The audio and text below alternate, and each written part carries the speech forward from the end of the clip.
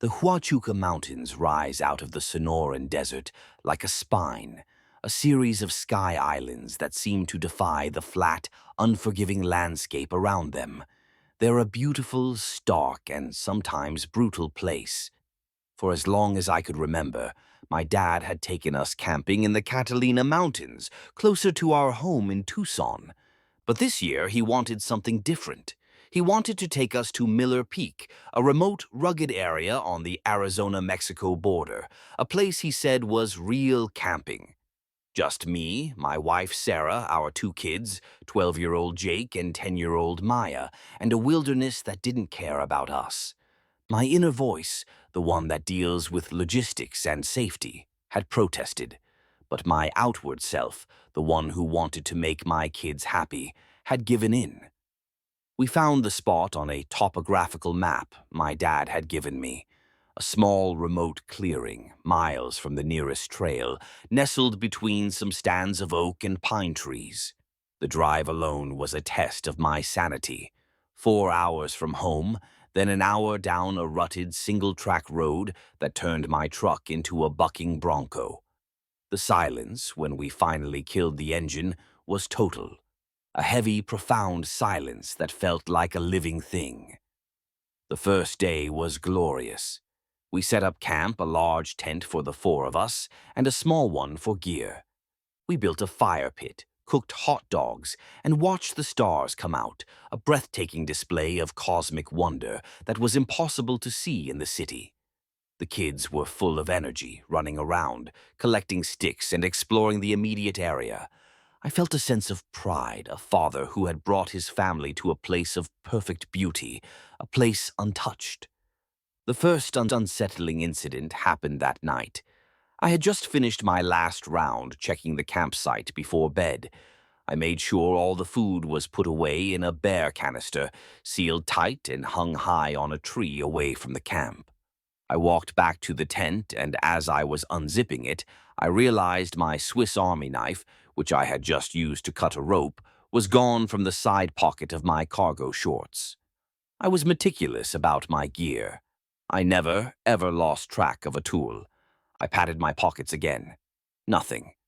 I went back to the bear canister and retraced my steps. I shone my headlamp on the ground, scanning the dirt, but there was nothing. I shrugged it off. I must have put it down somewhere and forgotten. It was a long day. I told myself I'd find it in the morning. The next morning, the sun rose over the mountains, casting a golden light over the camp. I got out of the tent, and the first thing I noticed was a distinct, fresh scrape mark in the dirt right outside the tent flap. It was long and thin, like something had been dragged across the ground. I frowned. My foot. No, it was too long, too precise. I felt a small, prickling sensation of unease. Then I found my Swiss Army knife. It was wedged into the bark of a pine tree about 50 yards from the camp, stuck there with a kind of impossible force, its red handle standing out against the dark bark. My unease grew. I knew I hadn't left it there. I was too careful. I pulled it out, pocketed it, and tried to forget about it. I didn't mention it to Sarah or the kids. I didn't want to worry them. That afternoon, we went for a hike. We followed an old game trail, a winding path that took us deeper into the mountains. The kids were laughing, running ahead, collecting interesting rocks. As we were walking, I heard a sound, a snapping sound like a twig breaking under a heavy weight.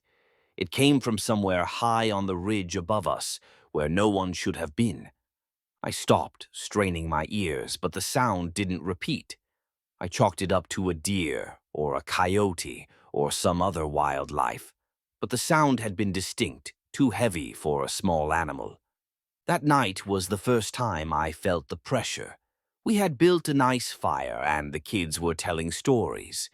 I was sitting on a camping chair, sipping a beer, when I got this overwhelming feeling of being watched.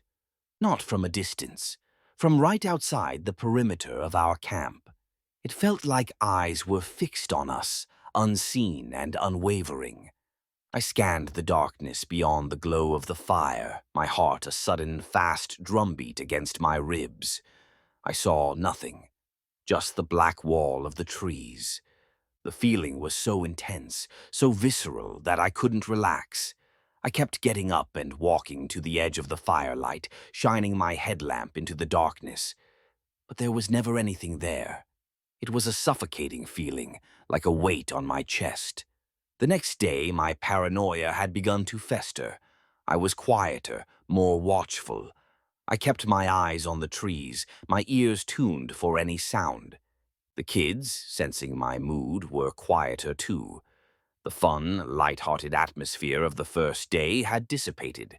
I was checking the perimeter of the camp, my heart pounding, when I found it.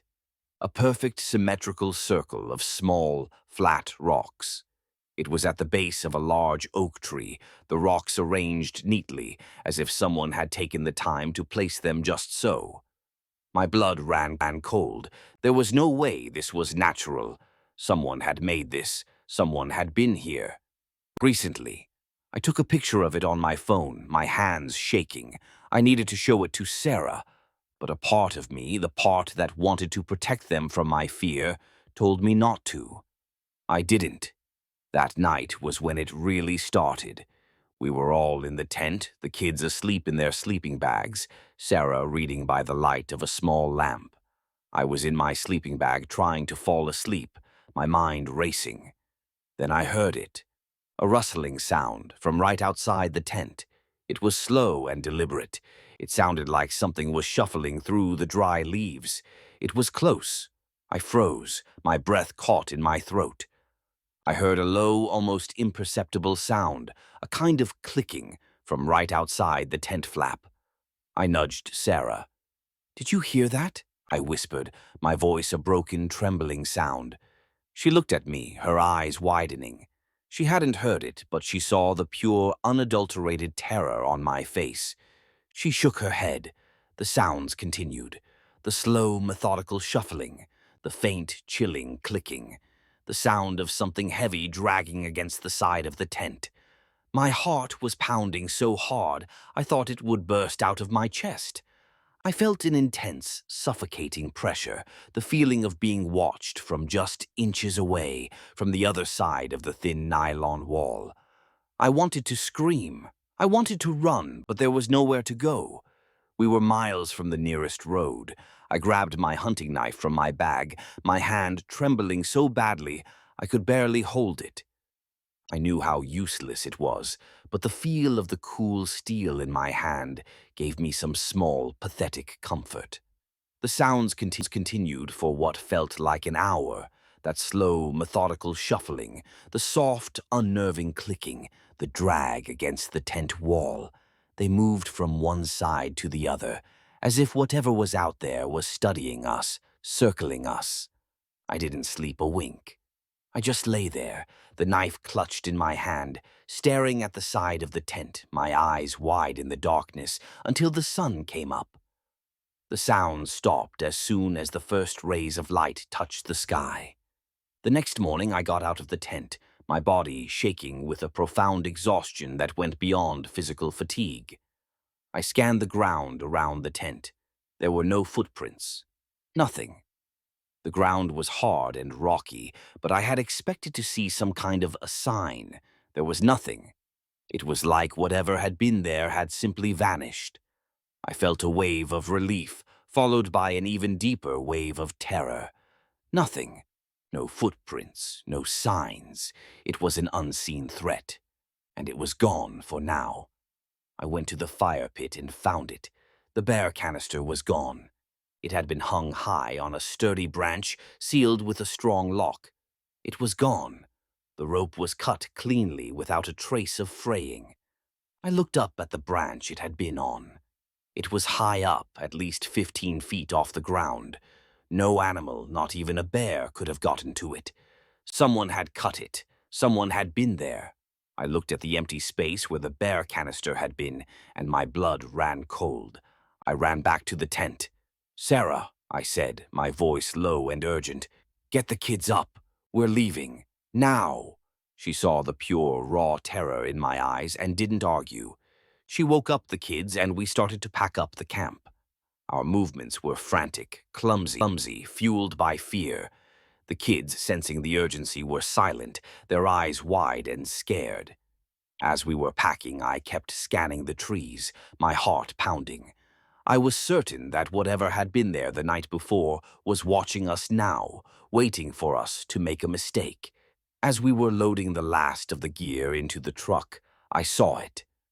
A stick had been placed on the hood of my truck. A long, thin stick, its end broken off to form a point. It wasn't a random occurrence. It had been placed there deliberately, as a warning, as a message. My blood ran cold. I grabbed the stick and threw it into the cab of the truck, slamming the door shut. I got into the driver's seat, my hands shaking on the steering wheel. I put the truck in reverse, backed out of the clearing, and started to drive. I didn't care about the rough road. I didn't care about anything but getting us out of there. I looked in my rearview mirror and saw nothing. Just the empty, silent clearing and the dark, imposing trees. I drove for what felt like hours, not stopping, not looking back. The kids were silent in the back, their faces pale. Sarah, sitting beside me, was staring out the window, her hands clenched in her lap. We never talked about what happened. We never mentioned the Swiss Army knife, the scrapes on the ground, the circle of stones, the sounds from outside the tent, the missing bear canister, or the stick on the hood of the truck. We never went back to the Huachuca Mountains. My kids don't ask to go camping anymore, and I'm okay with that. The memory of that night, of the unseen threat that stalked our camp, is burned into my mind. The terrifying feeling of being watched, the frustration of knowing something was there, but never being able to see it, the sounds of something moving just outside the thin nylon wall of our tent, the terrifying, impossible things that happened. It was a threat that we could never fight, never reason with, never understand. It was the terror of the unseen, a fear that has never truly left me and that I know will always be with me. A chilling reminder that there are some places and some things that are better left undisturbed.